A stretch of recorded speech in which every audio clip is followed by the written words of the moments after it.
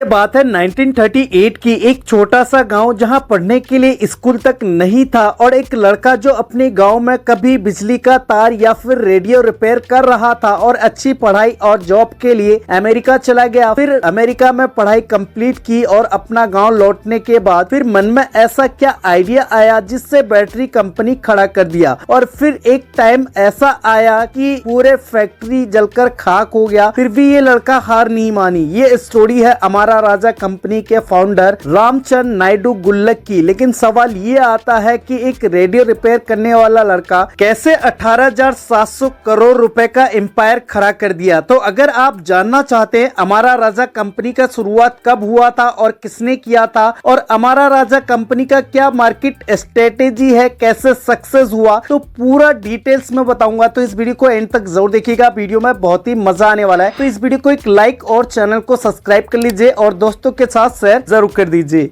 Story की शुरुआत यहाँ से होती है। रामचंद्र नायडू गुल्लक का जन्म 10 जून 1938 को आंध्र प्रदेश के चित्तौड़ जिले के एक छोटे से गांव पिरामिंटा में हुआ था। वो एक किसान फैमिली से थे और खेतों के बीच पले बड़े। उनका बचपन बेहद सिंपल सिटी भरा रहा और जिस गांव में वो रहते थे वहाँ ज्यादा फैसिलिटीज भी नहीं हुआ करता था और वो पढ़ाई करने के लिए कई किलोमीटर दूर पैदल चल के दूसरे गाँव में जाना पड़ता था। और बचपन से ही उनमें एक खास शौक था, वो रेडियो, बिजली की तार और सर्किट रिपेयर करना। अगर गांव में कोई भी टूटा हुआ रेडियो लाता तो ये लड़का अपने हाथों से आसानी से ठीक कर देता और किसी को इस बात का अंदाजा तक नहीं था कि एक छोटा सा शौक जिंदगी बदल देगा। फिर रामचंद्र नायडू ने अनंतपुर इंजीनियरिंग कॉलेज में एजुकेशन की और लाइफ में कुछ हासिल करने के लिए एजुकेशन की जरूरत है, ये समझते हुए अच्छी पढ़ाई और जॉब के लिए अमेरिका चले गए। फिर 1968 में मिशिगन स्टेट यूनिवर्सिटी से सिस्टम साइंस में मास्टर डिग्री कंप्लीट की और 1971 से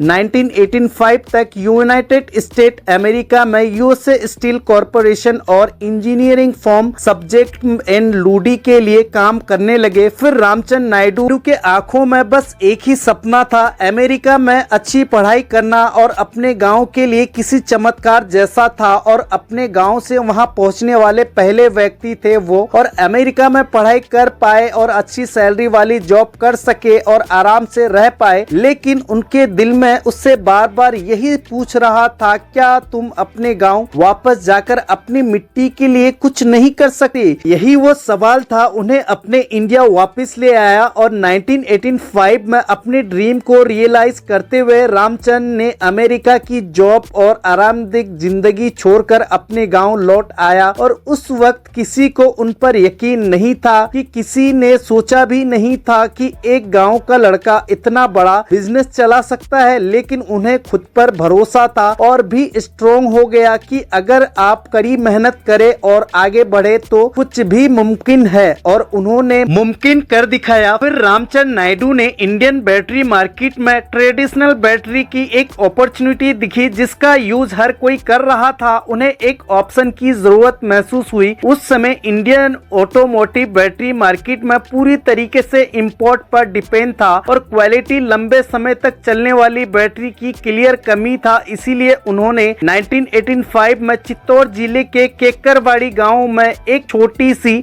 फैक्ट्री से अपना सफर शुरू किया। और रामचंद्र के पास ना तो इंफ्रास्ट्रक्चर था ना ही ज्यादा पैसे थे, लेकिन उनके पास एक गोल था जो बैटरी पेश की और ट्रेडिशनल बैटरियों में ज्यादा सेफ और टिकाऊ था। हालांकि शुरुआत में कई चैलेंजेस का सामना करना पड़ा। फिर रामचंद्र नायडू ने इंडियन मार्केट में सेल्फ मेंटेनेंस फ्री बैटरी नाम से एक नया बैटरी पेश किया। शुरुआत में कुछ लोगों ने उनके काम का मजाक उड़ाया, लेकिन जल्द ही पूरे देश में उनके इनोवेशन की एपिसेंट की। और बाद में उन्होंने अमेरिका कंपनी जॉन्स कंट्रोल के साथ मिलकर हमारा राजा नाम से एक कंपनी की शुरुआत की। और रामचंद्र नायडू की बैटरी उस समय मार्केट में नहीं थी, इसीलिए डीलर्स उसे खरीदने में हिचकिचा रहे थे और परफॉर्मेंस पर सवाल उठाने लगे। लेकिन नायडू ने हार नहीं मानी, उन्होंने अपनी बैटरी को और भी इम्प्रूव करके मार्केट में री एंट्री किया और धीरे धीरे डीलर्स को भी उनकी बैटरी पर भरोसा होने लगा। फिर कुछ ही समय में बिजनेस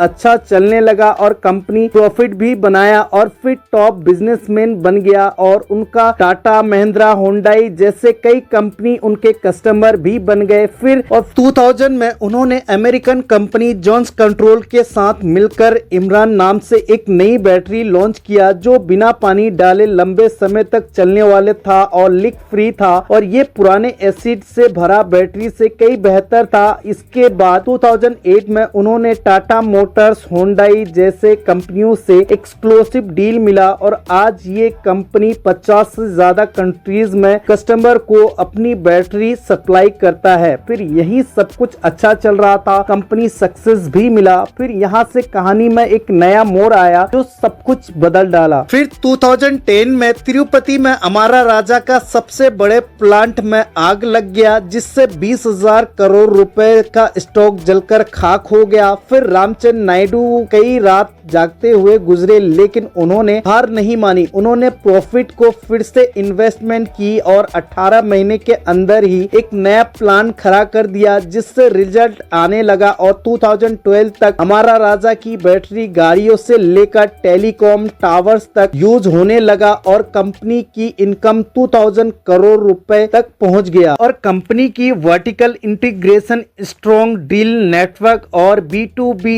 फोकस के साथ अपनी बिजनेस को two wheeler battery, UPS solution और ईवी रेडी एनर्जी सिस्टम तक बढ़ाया और 2017 तक कंपनी की प्रॉफिट 5000 करोड़ रुपए पार हो चुके और फिर अमारा राजा इंडिया के दूसरे सबसे बड़े बैटरी कंपनी बन गया और आज अमारा राजा ग्रुप आज वर्ल्ड भर में हजारों लोगों को रोजगार देता है और आज कंपनी 18,700 करोड़ से अधिक का टर्नओवर के साथ बैटरी मार्केट पर राज करता है और बैटरी के अलावा इनके इलेक्ट्रॉनिक, फूड प्रोसेसिंग और भी कई कंपनी मार्केट में है और इसका हेडक्वार्टर केकड़ी तिरुपति प्रोजेक्ट में अमारा राजा ग्रुप में 15,750 एम्प्लॉइज काम करते हैं और ये एक साइड इंडस्ट्री के बाद इंडिया में दूसरे सबसे ज्यादा बिकने वाले ऑटोमोटिव बैटरी ब्रांड है और अमारा राजा ग्रुप के अंदर electronic limited, Amara Raja power system limited, Amara Raja free, Amara Raja